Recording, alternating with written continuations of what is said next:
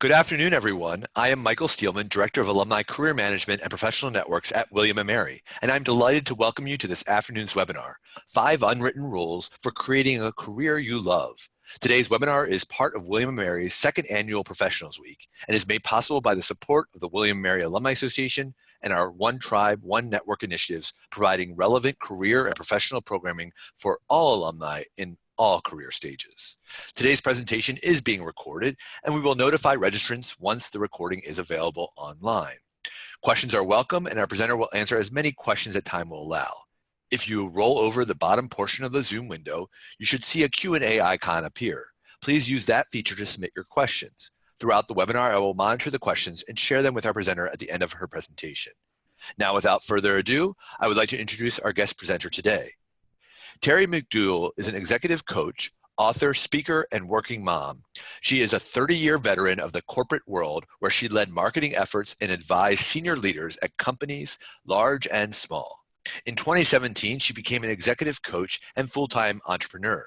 Today, she helps overachieving professionals to find the sweet spot where professional success and professional happiness overlap. Terry graduated from William & Mary in 1986 with a BA in economics and earned an MBA from the University of Maryland. Terry lives in the suburbs of Chicago with her husband and 3 children. We are truly delighted to have Terry join us again for a second webinar of hers during this year's Professionals Week. Thank you so much, Terry, for your advice and sharing it with the William & Mary community. Oh, Michael, it's so great to be here. And hello to the tribe. Great to have you with me today. So I'd like to start off by telling you a little story about my last job. So as you can see here, I actually work in the suburbs of Chicago. And for a long time, I worked for a bank that had a relationship with both the Chicago Bulls and the Chicago Blackhawks. And on this day, we were doing our annual pancake breakfast to raise money for the United Way. And we're actually up on the trading floor where our investment bankers and traders work.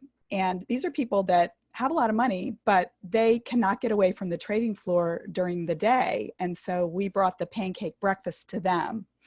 And I want to tell a story about what I learned from none other than Benny the Bull, who is that red guy in the middle there.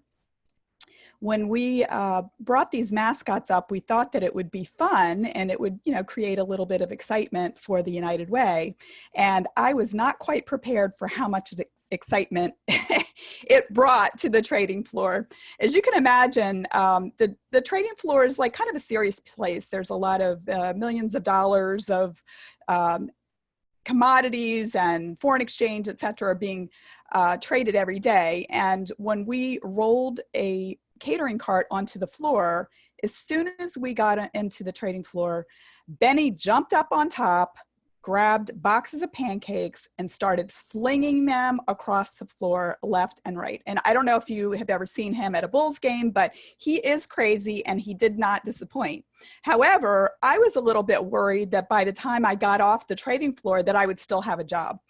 But luckily for us, after a moment of shock, the traders actually loved it. I think it really did spice up their day, and we were running around collecting $20 bills left and right as quickly as we could. And I don't know if you can see in the picture that Jill has a wad of cash, but by the time we got off the floor, we had sold all the pancakes, we had raised a lot of money for United Way, and I had learned a lesson. I actually still had my job, thankfully, but the lesson that I learned was that there are a lot more ways to play the game than you may be aware of. Certainly, it probably wouldn't have been appropriate for me to go on the floor and start flinging pancakes, but that was right in line with Benny's brand. And had he done anything less, I think that people would have been disappointed. So that was just one of many things that, or many lessons that I've learned over the years about how the game of work can be played, and that it is a game, and that there are many different ways. A lot of times we sort of constrain ourselves in thinking about what we can do to meet our objectives at work. And so, think about it. let's see, let me fast forward here or go forward here. So here are a few assumptions that I want to go over before I jump into the meat of the presentation today. And the first one is that work is a game. You know, think about it. There's a goal, there are rules, there are strategies that you use to try to win. And many of us play by rules that are basically obsolete. And what I mean by that is that we have been conditioned from many years of being in school and being raised by our parents, but by the time we get into the workplace, we just sometimes make assumptions that the things that worked for us, that helped us be successful in school, are going to be the same rules that we go by to be successful in work. And, you know, that's not really always the case. There are things that are valued differently in school versus work. And one example that I'd like to point out is just think about, you know, one of the number one rules in school is to raise your hand and wait to be called on. And very often in the workplace, if we just raise our hand and wait to be called on, say, for example, to get a promotion, if we just, you know, keep our head down and do our work and think that we're going to be noticed, very likely that we will be disappointed. The other thing that I want to point out is that we all have innate worth and that we're all here for a reason. We all have strengths and that we are always at choice. Therefore, you have power. Not saying that there won't be consequences with the choices, but you always have choices. So if you're not getting the results, if you're not getting the results that you'd really like to see, it's probably because you're not playing by the right rules. And, you know, as you move along in your career journey, it's inevitable sometimes that you may feel like you can't see the forest for the trees, that maybe you're a little bit lost. And what I say to that is that if you want to design a career path, there's really only one place to start, and it's really with you. It's inside of you. And so with that, I'm going to jump into the 5 rules of creating a career that you love. And the first step, the first rule is to know yourself. You know, really go inside and figure out what it is that you want. You're never going to meet a goal unless you know what that goal is. Ask yourself the question and listen for the answer. It really does matter what you want. You know, what do you need to feel happy? And don't edit yourself. Don't tell yourself it's not possible. Think about what are your non-negotiables? What are you really good at? What do you like to do? Document those things and start thinking about where you can get even a little bit of that satisfaction. Now, what are some things that you're good at that you like to do? See where you can do more of those. And also, very importantly, what are the things that you're good at that you don't like doing? Try to do less of those. The better that you know yourself, the more easily you'll be able to ask for and recognize the right opportunities for you. Here's the questions that I just asked. And I actually have a PDF that I can send out to you of a worksheet that goes along with this if you'd like it. At the end of the presentation, we'll share how you can get in touch with me, and I'll be happy to send out this worksheet. So the second rule is know how you add value. What do you do better than most people? What do people tell you that you're good at? What problems can you solve? What are your strengths? What are successes that you've had? And how able are you to concisely talk about how you bring value to your organization? And I'd like to take a moment to just point out that there's really only 3 areas, when you get right down to it, that for-profit companies value. They value people who help them make money, save money, and reduce reduce risk. So whatever it is that you do for the company, as closely as you can, tie your activities to one of those three areas: making money, saving money, or mitigating risk. And then when you come up with how you add value, think about the success stories that you've had, and then take time to document those success stories using the PAR model. That's P-A-R. Actually, I'm going to advance the slide because I've got questions on the next. And PAR is problem, action, and result. So once you have thought through all of your success stories and you've documented them, you can use them in any number of ways. You can update your LinkedIn profile. When you have a performance discussion with your boss, you can bring your success stories and tell them in this very concise way. You can use this in interviews. You can use it in networking discussions. But once you know yourself and you know how you add value, that's 2 steps towards getting the things that you want in your career. So the third rule is get clear on your options. So where is the intersection of what you like and what you're good at and where you add value? This is really your zone of genius. And you can, once you get clear on that, you can get clear on what are some roles that align with that. Brainstorm about that and don't edit yourself. I mean, for example, maybe you're not quite at the level where you need to be to get the job that you really want, but once you understand what the gaps are, you can start taking action to fill those gaps, whether it's building your network, whether it's getting more experience, whether it's, sometimes we don't know what we don't know. And so it requires us to go out and speak with people who know more than we do and understand, okay, where are the gaps between where I am and where somebody else is, or where the job is. Sometimes it might be as easy as just having a conversation with your boss and expressing an interest in getting that next level promotion and finding out what's required to do that.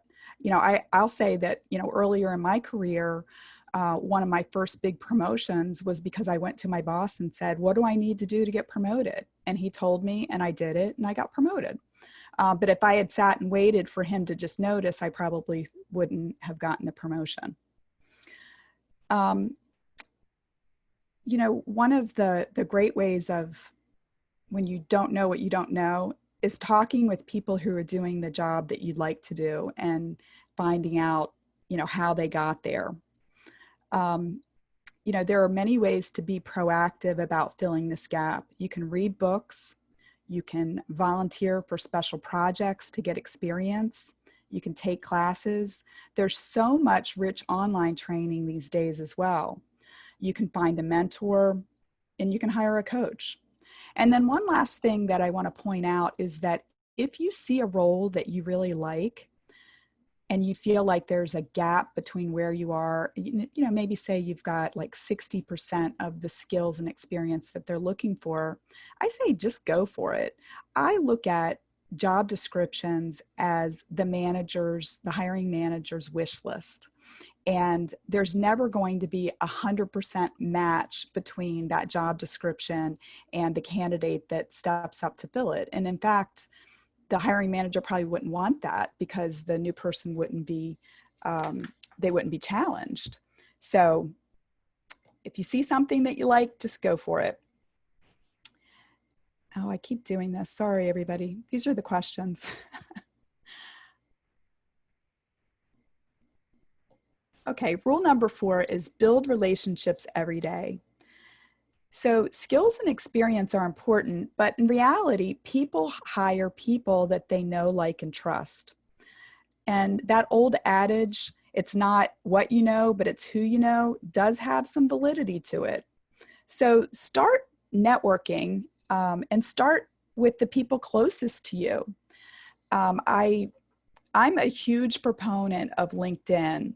And I will say that in the beginning, I was maybe a little bit skittish about it. But as time went on, I realized it was really a great way for me to keep track of people that I met.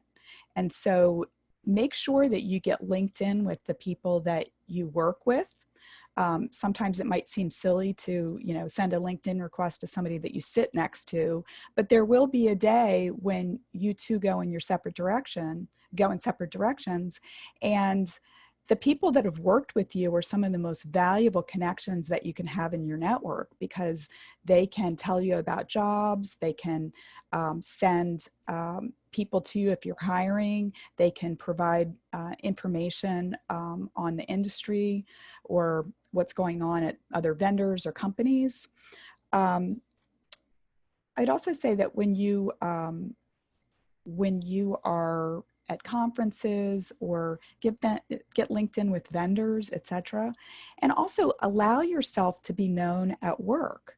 It doesn't have to be, all social time, but when you allow people to get to know you, they will share more information with you, and work will go much easier and probably be a lot more enjoyable as well.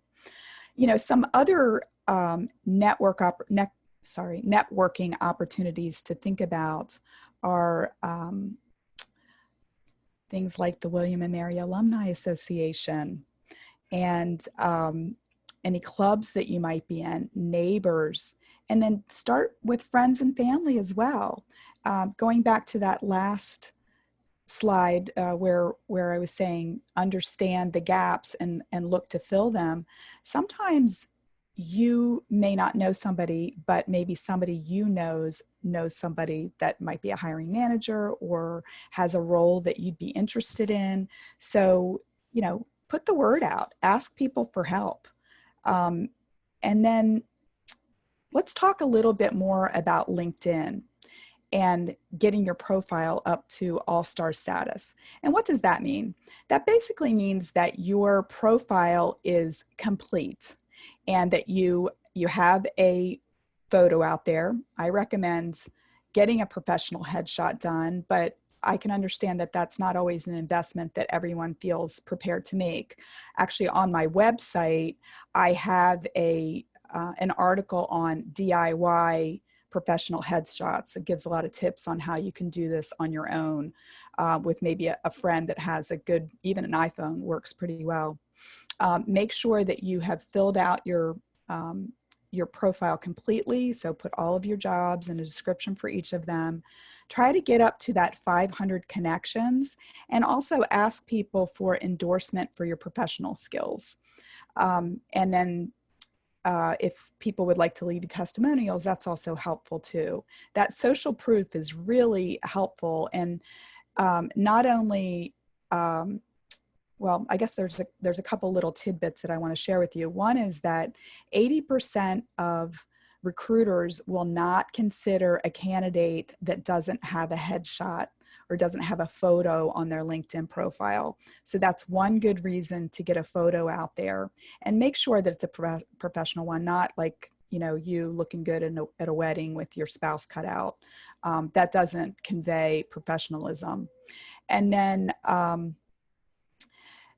when you get your LinkedIn profile up to all-star status, it's a factor in the algorithms that helps you show up higher in searches.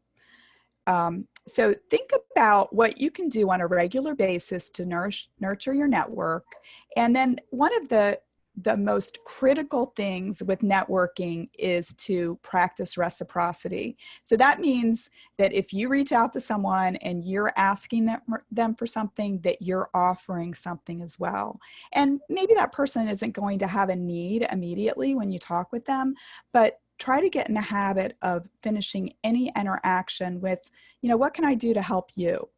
And please don't hesitate to reach out if you need help. Sorry, my dog is barking at the door. Okay, so rule number 5 is take imperfect action. So it's natural to want to sit and wait and observe a situation and plan on what to do. But the thing I'm here to tell you is that there's no perfect path. The future is unwritten. And sometimes really the only way to learn is to take action. So there's a saying that's been attributed to Nelson Mandela that I just absolutely love. And it is, I never lose, I always win or learn. So just think about that. You know, when you're maybe sitting at a crossroads and wondering, like, which direction do I go? And maybe you have that analysis paralysis, just take an action. If it doesn't work out, at least you know that that's what not to do going forward. I come from a marketing background, and there's something that's called test, learn, and optimize. And I actually think that that's just a great way to look at life, right? Just try things, see what works. And when it doesn't work, try something new.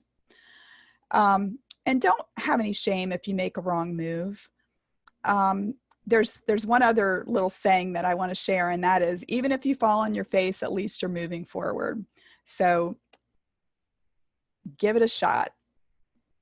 And then, as I mentioned, I'm a marketer, and I feel bad about not giving you, something free with purchase. So I have a bonus rule, and the bonus is be a friend to yourself. Many of us, and, Michael mentioned at the beginning of this presentation that I'm an executive coach, and I work with overachievers all the time. And the reason why overachievers achieve so much is because a lot of times, not always, but a lot of times they're really hard on themselves. They have extremely high standards. They can motivate themselves through self-criticism. And that's a really tough way to move forward. So I'd like to just remind you to care for yourself. Even when you have a goal, practice self-care. And that means make sure you get enough sleep. Make sure that you're spending some time having some fun. Eat nutritiously and regularly. Don't have too much caffeine. Drink enough water. And one of the other habits, and I've had it, it's one that I think I've pretty much at this point gotten over, but I used to be very self-critical of myself.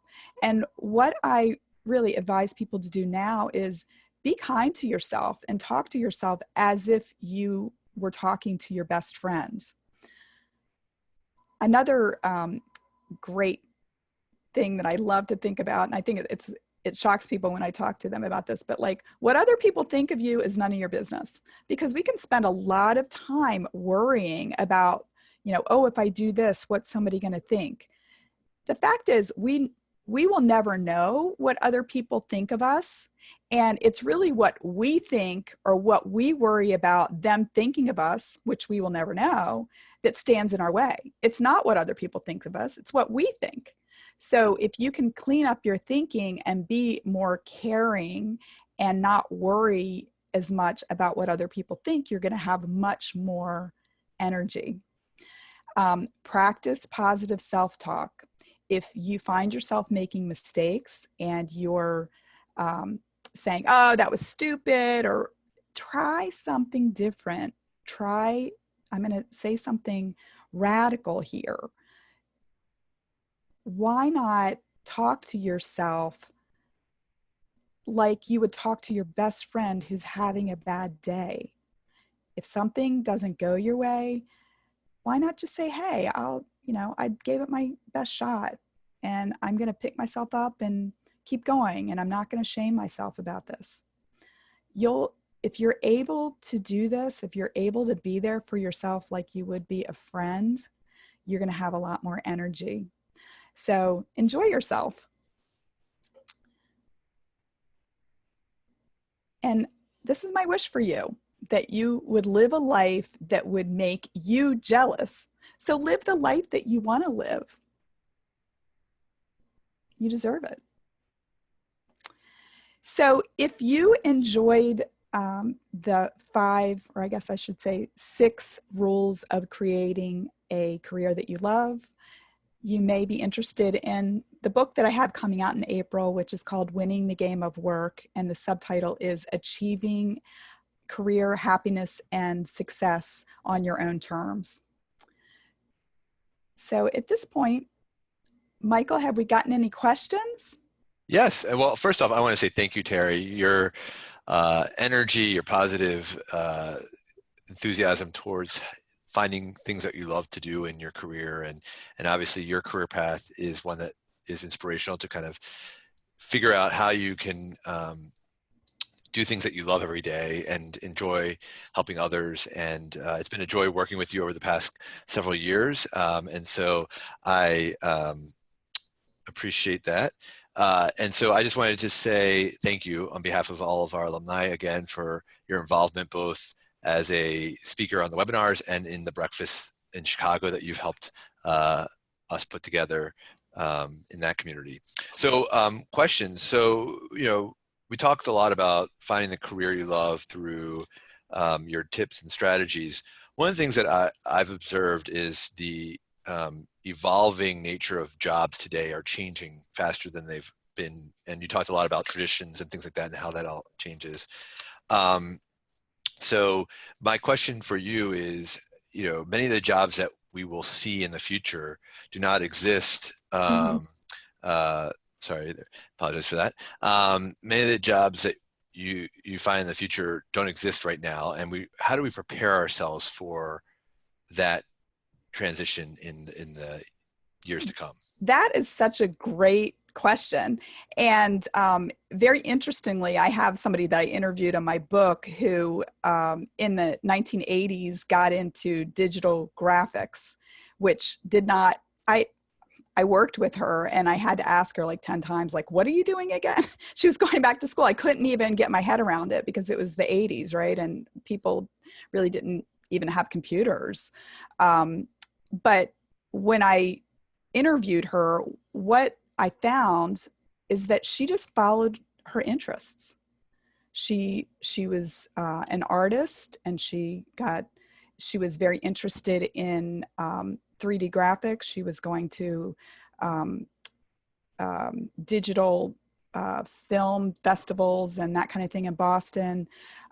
She liked teaching, and it ended up that she unknowingly parallel path to come to a point where she had all the skills that were needed to become a professor of digital graphic design before it was even invented. So I think that what I would say is that it's even more important nowadays to follow your interests, because you're going to be better at the things that you like to do. If you are passionate about something, you're probably naturally going to, pay attention to it. And you may be like my friend who became an expert in something that, many people didn't even understand what it was. And she just was positioned very well. I also have somebody that I interviewed in my book. His name is Gary Bowles, and his father wrote What Color's Your Parachute? And Gary's also an expert on career planning and the future of work. And his thought is that in the future, people are going to have portfolios of work. So an example that he used is, some, person out of college might be, working part-time at a startup. They might be, doing something on the side and also driving Uber. It might be like in my case, obviously I had a long corporate career, but, I've got a number of different, I got a number of different revenue generating things in my portfolio of work right now. So coaching, and I've written a book, and I'm speaking, and I work for a couple of other companies and do coaching for them as well. So, when you can follow a path of something that you really care about, you notice the opportunities that align with your passion and your skills.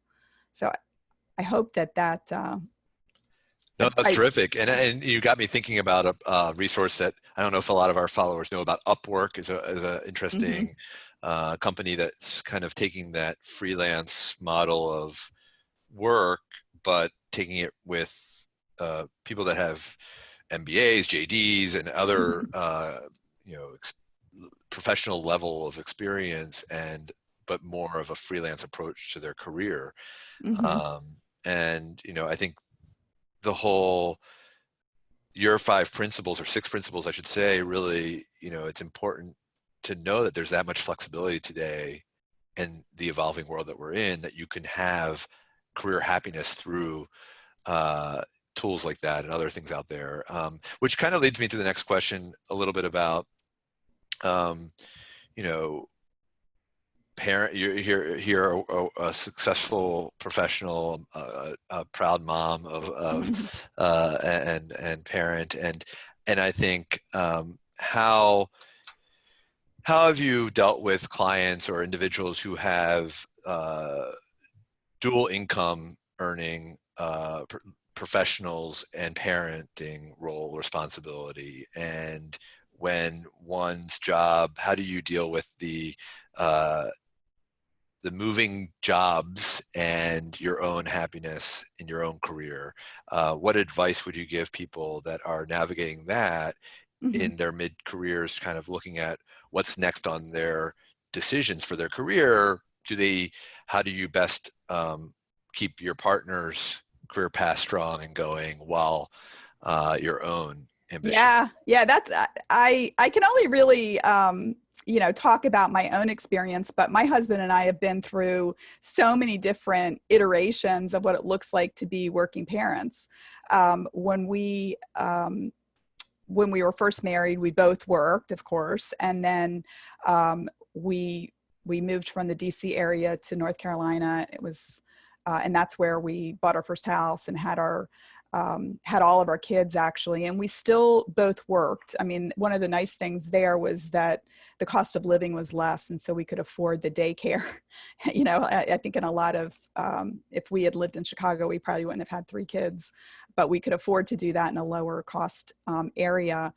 But we paid for daycare there. But when we moved to Chicago, I got a pretty nice promotion and was recruited to come work for a bank here in Chicago. And it was a very different, lifestyle here. And so with the long commute by train, my daughter was 2 when we moved. We actually opted for my husband to stay home. And, for probably 5 years, he was just a stay-at-home parent, not making any additional income. But when my daughter got pretty well established in elementary school, he started his own business. And so, but it was a business that he could run out of the home. So it was me working and then him having his own business. And then when I also became an entrepreneur, we did that for about 3 years. And he actually has just gone back to banking. It's funny because he's gone back to, with a different company, but gone back to the same role that he had 15 years ago.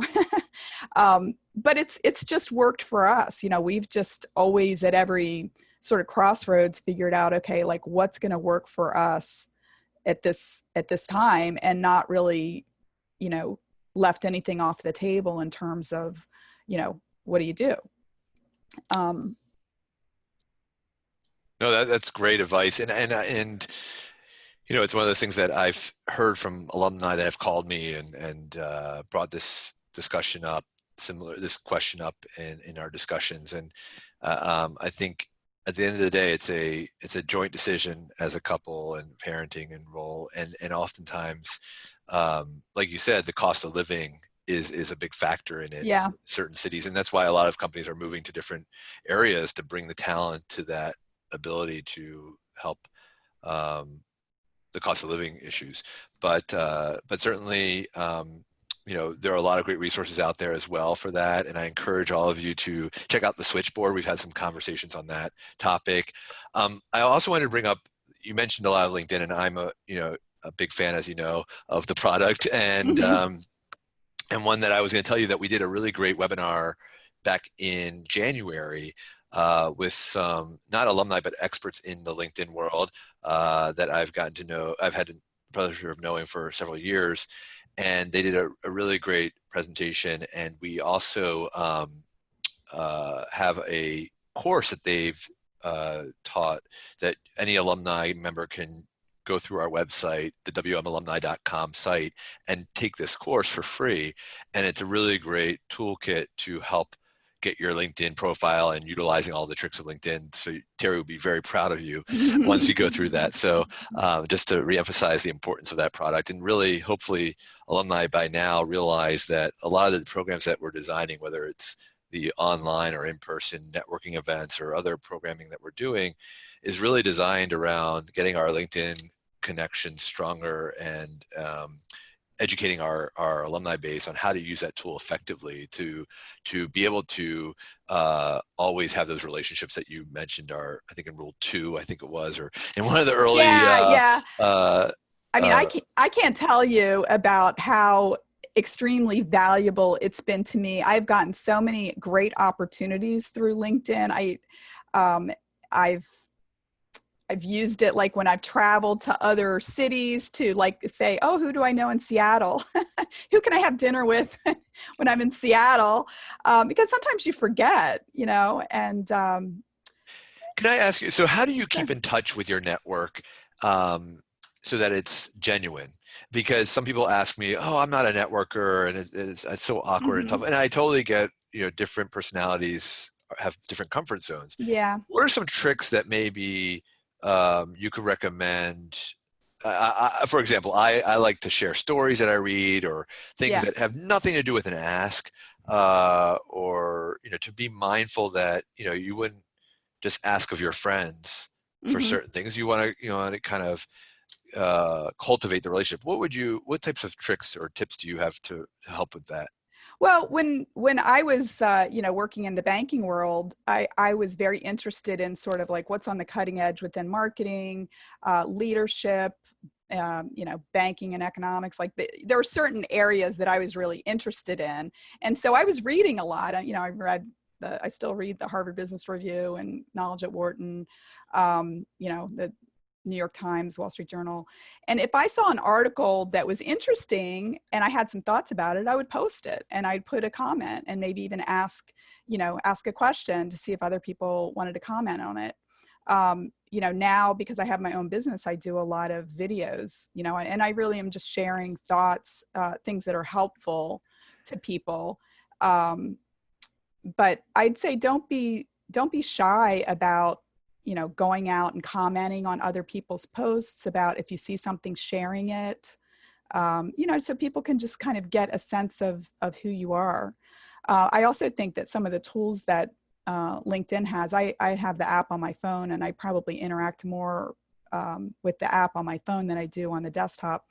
But they've got some things that make it really easy, because they'll have like a little feed where you can look at and say whose birthday it is, or who's gotten promoted, or if somebody has, reached a milestone in their career. There are little things that pop up, and you can just, comment on that. I find that that's pretty easy, and that's started some great conversations with people in my network. And I'll give like just even a little example that when I became a coach and I updated my LinkedIn profile, somebody that I used to work with congratulated me, and he said, oh, by the way, my wife is a coach too, and she went to your same coaching school, and I'd love to introduce you to. And so he introduced us, and she sort of became a bit of a mentor to me as I was starting my business. Michael, there's one other thing when we were talking earlier about, kind of I guess the future of work in a way, there was one thought that came to me, and it really is sort of at the heart of this presentation as well. And I think that because I coach high achieving people, I see this as somewhat of a pattern that for high achievers, I'm doing a little segue here, sorry. No, That's please continue. okay. For high achievers, we have gotten ahead in the world and we've been successful because we've been very focused on what's expected of us externally. right? We're successful because of that. And I think that the reason why, I mean, I coach people from probably from their 30s to their 50s. I have some clients in their 60s. But a lot of times people will get to a crossroads in their career where, they're successful, but they're not satisfied. They sort of wake up and they're like, gosh, how did I get here? And the reason why I think people will sometimes get to a place where they're not satisfied is because they've been so externally focused and looking for external validation, and that they don't look for that internal validation. And that's really what this whole presentation is about, is, and it's what my book is about too. Winning the game of work is about figuring out what you need from your career and kind of designing it around what you want and what you need, and also believing that it's possible. And I think that we can look around and see that there are many, many people out there that are very successful. And in fact, the people that we tend to hold up on pedestals like Oprah, who show up authentically, and they, followed their heart. They used their skills, but they followed their heart, and they did find that sweet spot where, okay, I'm bringing something of value here, but it's something that I really care about. And to me, I feel like if there's any lesson that I want to leave people with, is that it does matter what you care about. And, if you don't get into sort of like this, like scarcity mode, and you believe that there's a lot of opportunity out there, which there is, that you can find a place where you can be successful and you can be satisfied. You got to start with like what you want to do and what validates you internally first. Well, I think I should just end the webinar with that. That was a terrific segue. But I will do a couple things. First off, to thank you again. I want to encourage. I have one last question, by the way, so I'm not going to leave only on that one. But I do want to encourage everyone to be involved with Professionals Week this week, to really promote it. Use the hashtag #OneTribe1Network. We'll be following that both on all social media fronts, whether that's Twitter, Facebook, LinkedIn, Instagram. Use that hashtag, post statements about your, what you learned at William & Mary and how it's helped you in your career, sort of your tribe pride in your workplace. Be proud. Take moments to share that internal what you're striving to accomplish professionally. We want to be there to support each other and leverage each other, and be proud of our William & Mary affinity this week. And Terry's been a terrific ambassador for that thinking. And I'll just leave one final question for my curiosity a bit is sort of, what are you learning and developing, Terry? What is your sort of things that you're doing to prepare you better for your career? Every coach needs a coach, right? Yeah, and yes. we're never perfect, and there's always things that we can learn from each other. And I think that's important for every leading professional, whether you're the executive of a company, a Fortune 500 company, or your own, or just entering the workforce. I hope that people can realize that they never should stop learning and becoming better and stronger and more confident in themselves. Yeah, I agree 100%. Listen, I'm a shiny object person. That learning is like probably my number one value. If anything, I need to like step back and like do stuff instead of not learn. But okay, I do have a coach. I've been writing a book, which it takes a lot of time. But I mean, I've learned a tremendous amount through that. I was writing it through a program that a professor at Georgetown led. Oh, I know Eric. You know Eric? Eric Hester is awesome. That's he's awesome. That's a great program. So yes. Glad that connects. See, there's a connection that I would never have known. Exactly. So I learned a ton through that, and I've been exposed to a lot of people going through that program as well. I'm actually going to Boston in 2 weeks to get certified in a new type of training that I'm going to be using in my business. So I learned a lot whenever I was in the corporate world, but one of the beautiful privileges that I have as an entrepreneur is that I can really follow my curiosity and figure out ways to weave it into my business. And I believe that, my curiosity, and I've been always courageously curious. And I think that that's really encouraging to a lot of my clients because, you know, a lot of times they are very focused on like that external validation. And I try to help them see that there are a lot more options.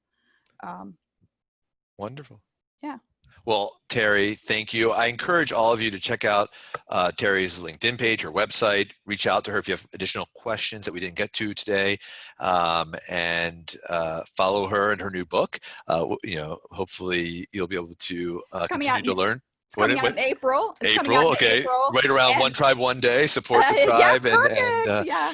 Well, thank you, Terry. Enjoy the rest of the week, and go Tribe. And thanks everyone for joining us. Take care. Bye, everybody. Thanks.